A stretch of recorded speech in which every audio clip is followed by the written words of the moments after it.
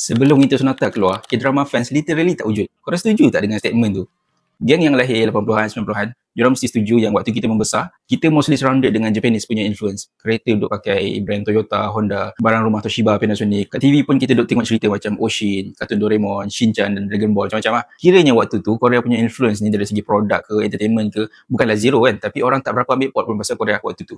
Tapi tahun 2002, bila mana TV3 tayangkan Winter Sonata, dalam masa 6 bulan je, tiba-tiba semua orang dah mula duk cari kedai makan Korea, mula tiba-tiba nak belajar bahasa Korea, mula perasan Korean kat jalanan. So ini ialah cultural shift yang tak pernah berlaku dalam sejarah Malaysia. In fact, Jepun yang selama ni duk eksport budaya dia ke Asia, tahun tu tiba-tiba dia jadi turis ke Korea. Millions of Japanese women naik flight pergi ke Nami Island semata-mata nak tengok tempat Junsang dengan Eugene tu berjalan macam dalam drama. Dengan satu drama ni je dapat buat 27 bilion USD economic impact dekat Korea. Gila tak gila? Korean government bila nampak economic impact ni, diorang pun mula sedar, dengan soft power through entertainment ni pun kira lubuk buat duit ni. Sebab itulah Korea pun mula start invest heavily lah dalam creative industry. Sebab drama ni dah proof, entertainment pun boleh jadi economic weapon. Tapi apa yang special sangat pasal Winter Sonata ni? Bae Yong Joon dengan Choi Ji-woo punya chemistry tu bukan setakat acting je. Diorang betul-betul faham watak diorang.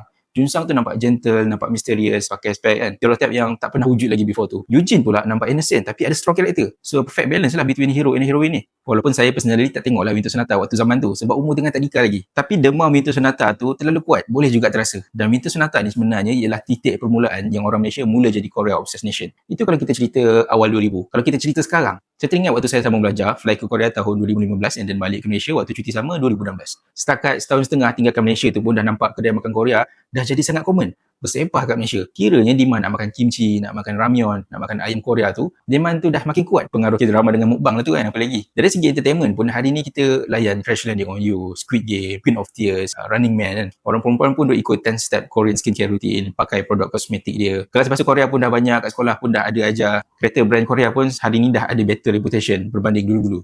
So Winter Sonata ni bukan sekadar cerita cinta, tapi dia ialah domino pertama yang tumbangkan monopoli budaya Jepun ke Asia dan bina empire soft power Korea yang bernilai bilion hari ni. Cuba korang komen korang generasi mana? Generasi Winter Sonata ataupun generasi Crash Landing on You?